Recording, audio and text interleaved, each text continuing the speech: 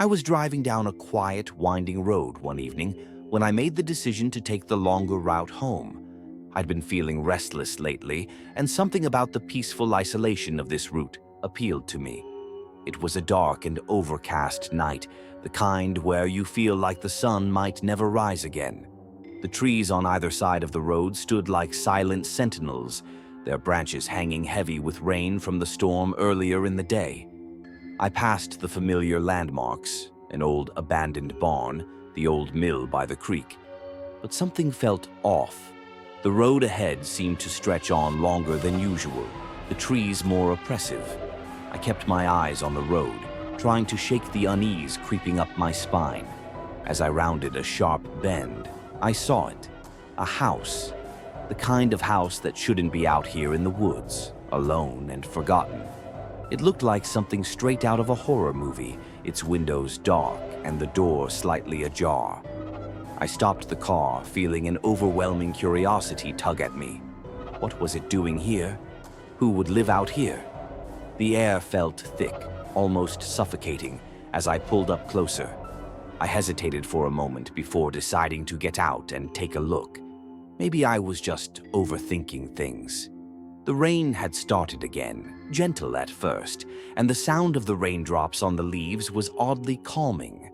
As I walked towards the house, the door creaked open slowly, as if inviting me inside. I knocked. No answer. Knocked again. Nothing. Then I heard it, a faint, almost imperceptible sound coming from within the house.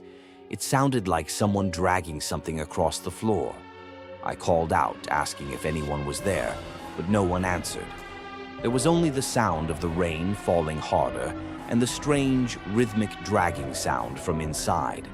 My mind was racing, and I began to feel the hair on the back of my neck stand up. Something wasn't right. Just as I was about to turn away, I noticed a shadow in the window, barely visible but unmistakable. Someone was there, watching me. I froze, heart pounding in my chest. I couldn't move, couldn't speak. I was paralyzed by the dread that washed over me. The figure didn't move. It just stared at me, unmoving and silent. I finally managed to tear my eyes away and turn to leave. But as I stepped back towards my car, I heard a door behind me creak open. It was soft at first, almost like it was trying to be quiet, but then it opened wider. The sound was unmistakable. The dragging noise was louder now, closer, as if something was coming for me. I didn't look back. I sprinted to my car, my heart racing in my chest, every footstep behind me echoing in my mind.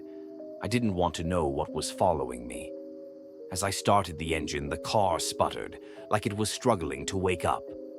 But when it finally roared to life, I slammed the pedal down and sped off, not looking back for a second. As I drove away, I looked in the rearview mirror, just for a brief moment, and saw it. The figure was standing in the middle of the road, motionless. Its face, pale and hollow, was staring right at me, its eyes wide open, unblinking. I didn't stop until I reached the nearest town.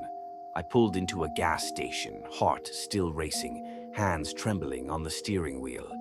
I didn't know who or what that thing was, but I knew one thing for sure.